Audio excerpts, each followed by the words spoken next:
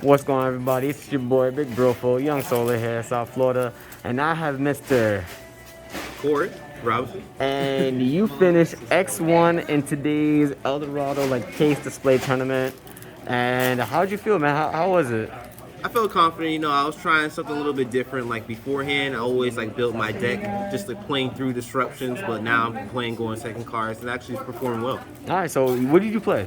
Well, I played heroes, of course. Oh, Heroes. Oh, the Mr. Legendary Hero South Florida. I still remember, this guy in a metagame article, long time ago during Teledad format, you won a Teledad matchup playing heroes back then with Elemental Hero Shaman and everything. Yeah, Like going into Never Mariner and everything for game. Yeah. All right, man. Years have gone by. You've been a deck has Hyperbolic changed, Time yeah. Chamber. You've gotten support.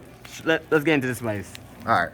So fortunately, heroes, since they're a protagonist deck, they always get support, so I'm always able to update my deck. So let's start with the elemental heroes. So first, I'll have 2 elemental Shadow Mist.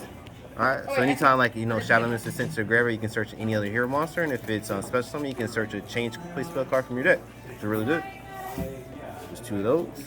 Alright, next it'll be 2 elemental Stratos. I prefer 2 because I rather summon Vian as my normal summon of the turn because it doesn't play that much into hand traps compared to Stratos. So that's why I prefer just playing 2.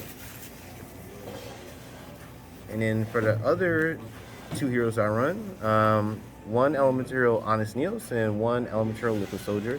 So Honest Neos allows you just to push through damage to game your opponent, and also it doesn't allow your opponent to attack over your hero monster. So it's good for protection that front. And Liquid Soldier, when you use a fusion material, you just draw 2 cards, so it allows you to draw deeper into the cards that you want to see in your deck. And anytime you can normal summon this to get your Shadow Mist to search for your match chains. So it's for the elemental heroes. Alright, so next I'll show you the Vision Hero monsters. I run the standard 3 forests, and well, I guess it's not standard, 2 increase. Before I was playing on just 1 more than a year ago, but in certain situations you just don't want to draw into your increase, and then you don't have your forest play live. So you just want to run 2, because even if you draw, you can use it for a fusion material, or you can just mass change it into a dark ball. So it's useful in that. Alright, and then the last Vision Heroes, I run 3 Vision Hero Vian. So I feel like this is the most important normal summon of the deck for heroes, because you have to play into Nibiru when you summon it, and then if they have a hand trap like a Effect Veil or Ash, you can still make a Dark Law if you have your mass change. And then it's very important also that you get your Polymerization. So if you summon this and it gets negated, you can still have a forest play to get your Polymerization. Next, I'll show you the Destiny Hero monsters. So the 2 Destiny Hero Malicious, of course, and the newly instated Destiny Hero Denier. So it allows you, it's actually better than having 3 Malicious and no Denier, because you get 1 extra summon thanks to Denier. It's very useful. Alright, so the standard Destiny Hero monsters. Oh, and also Destiny Hero Plasma. With Fusion Destiny, you can just go for Destroy Phoenix Enforcer and Plasma off of just 1 card, or you can go into Destroy Phoenix Enforcer with your Decimator and a Dystopia. So you can either get 2 pops or pop and negate. It all depends on what deck you're going against. So that's useful for that. And then the Destiny Hero monster, the 5th one I run, is Destiny Hero Drawhand. So the reason I run this compared to Celestial or the one that if you summon it, you get a hero monster during your end turn. Because if your opponent has Nibiru, you always will have a dark monster in the field, so you can go for Dark Law. And thanks for the Destroy Phoenix Enforcer, they won't be able to attack over your Dark Law or your Destroy Phoenix Enforcer, since it lowers their attack. So it's always useful to have Draw Hand. In certain situations, since I play Droll, you can Draw Hand, make them draw a card, and then Droll them. So sometimes it comes up. It doesn't come up always. So you're saying that you don't play Celestia? Oh, no. That is your alternative to Celestia? Yeah, because I feel like it's too slow. It takes a turn for you actually to use it. Rather with Draw Hand, you actually can summon it during your opponent's turn. So you have another body on the field, which is very important because you want to have a body to play your mass change. Okay. Now my apologies. Celestial, not Celestial. Yeah. Celestial. All right, let's keep going. All right, so for the fusion spells,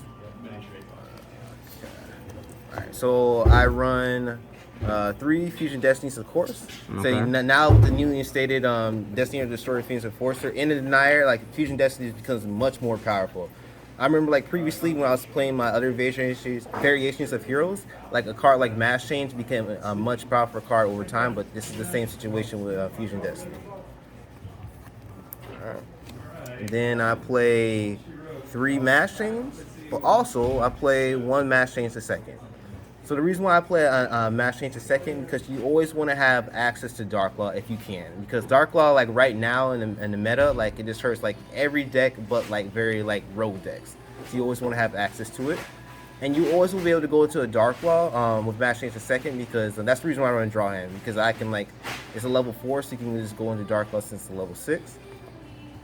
Alright. Oh, and also like before I was playing like 3 Mass Chains a second, but like I said, now on I'm playing like more going second cards, so I have to sacrifice some of my not consistency cards, but cards that allows me to go into Dark Law. And then for Polymerization, I run Polymerization and Fusion Substitute. So most hero players, you only see them running 1 Polymerization, but I love Fusion Substitute because anytime you see either one, you can search the other one. And then like when you use a card like Liquid Soldier, you can discard this and get like a free draw and recycle on your fusion monster. So in total, actually, you don't have to run like 3 of any fusion monster, because you always can recycle 1 of them. So it allows you to have more space in your extra deck for like different variations of fusions. All right. And then of course 1 Miracle Fusions when you search it with your Sunrise. All right, so. And also the other cards, the Hero List, it's a very powerful card. It allows you to special summon like either Stratos or Shadow Mist and get your Mass Change. I play a Reinforced Army, of course. It allows you to get your Vine or Stratos, whatever one you need in that situation. Foolish Burial. Now with Denier, you have so many cards you can send. You can send Shadow Mist, Malicious, Denier, Draw Hand. Like there's so many different cards you can send to use it. And then I play a card you don't normally see in hero decks. I play 2 Foolish Bearer Goods. What Foolish Bearer Goods allows you to do, allows you to send a card like this, Break to Destiny. So when it's in the graveyard, you can banish it as cost to add a spell / trap card that specifically lists Destiny Dragoon or Destiny Monster in the card text. So you can just search Fusion Destiny off of it. And also you can send cards like Fusion Substitute to recycle to draw, or you can send like a Mass Change, so you can actually set it back with your extra 1 to drive your extra deck. So it has multiple uses other than just sending Break to Destiny. And it's a 1 card starter. I run like a total of 11 1-card starters in my deck. Alright. So now for the hand traps. I finally started playing hand traps. Before I was playing a deck that just allows me to push through disruptions.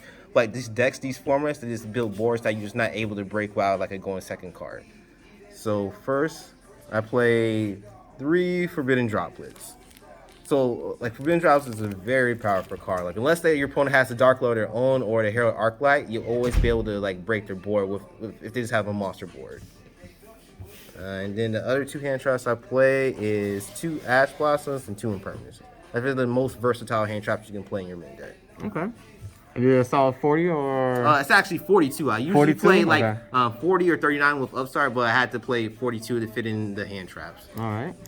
So let's go into the extra deck? Extra deck. So for the Elemental Fusions, I play 1 After Zero, 1 Screwed Out, and 1 Sunrise. You normally see these 2, of course, but the reason why I had to play the Screwed Out now is that you always have like a dark monster, so you can Mass Change to the Dark Claw. And that allows you to play your Miracle Fusion at any time. And then for the Destiny Hero Monster Fusions, I play Dangerous, Dystopia, and Destroy Phoenix Enforcer. Well, everybody knows about this card right now because everybody's playing Fusion Destiny now. But I still play Dystopia because you can actually, like I said, summon these 2 on the field and have 2 pops at the same time. So it's good disruption. And then Dangerous is always good to have because with Fusion Destiny, if you feel like your opponent's deck loses strictly to Dark Law, you can just Fusion Destiny, sending Malicious and Shadow Mist, and get a Dark Law off of that. Alright. And then for the 1 Visionary Monster Trinity, like it's an OTK by itself. Like people normally against me now, they know to summon their monsters in defense, but like no matter like how powerful your monsters are, if you summon like 2 or 3 monsters in attack mode, you can just OTK with Trinity by itself. So you have to watch out for that. And then for the Master Monsters, I run 1 Blast, 2 Dark Laws, and Acid. Everybody knows like Dark Laws is a macrocosmos on legs. Like most of these decks just lose to it by itself. I used to play Anki, but I had to take it out for Screwed Out. And then Acid, like you go against any back row heavy deck, you just wipe out their back row. Same thing with Blast, like it picks apart back row heavy decks.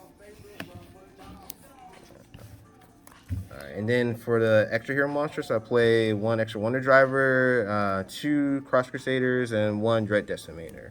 So like I said, with Fusion Destiny by itself, you can summon this, Destroy Phoenix Forester, and Dystopia. So you get like 2 pops, and it allows you to push for game. And Cross Crusaders is self-explanatory. It just allows you to get any like hero cards that you need into your hand. And extra Wonder Drive, I feel like this is honestly the best extra hero because it allows you to keep recycling your fusion spells. You can, with just 1 mass change, you can have a double Dark Claw. So you don't have to worry about your opponent having Dark Ruler no more, since you can just reestablish the Dark Claw. Even if your opponent has like a card like Dark Claw or Geki, you can like summon like a Dark Hero monster after that and reestablish the Dark Claw after that. So I just think like extra Wonder Driver is a really underlooked card. Alright, so that's for the extra deck. Let's get into that sideboard. I got you at top cut. Alright, so for the side deck, these I play 3 other hand traps will double. So I play 2 Nibiru, 2 Ghost Bell, and 2 Drone Lockbirds. Like Nibiru self-explanatory. Like if you get playing against like a heavy combo based deck, you just Nibiru them, and in certain situations that stops your turn. And then Droll, like a heavy searching deck, you just stop your turn with that. Ghost Bell is one of the hand traps I'm still like switching to see if I either play like DD Crow or Skullmeister. Like right now I'm just playing Ghost Bell, but it might change to Skullmeister DD Crow in the future. There. Alright, and then I play 2 Dark Ruler Moors, to break boards. Very powerful card.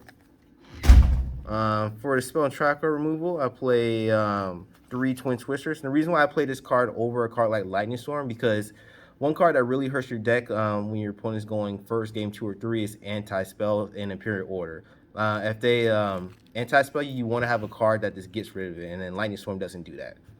That's the card I'm really worried about the most, like a Floodgate type card.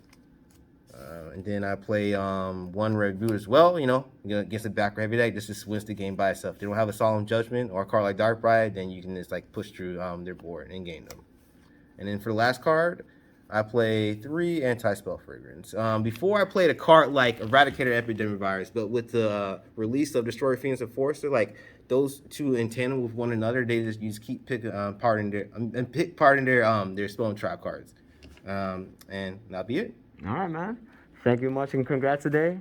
And I hope to see you doing better in the deck going in the future, yeah. And hopefully Konami still will release this hero supports in the future so I can continue playing this deck. All right. All right.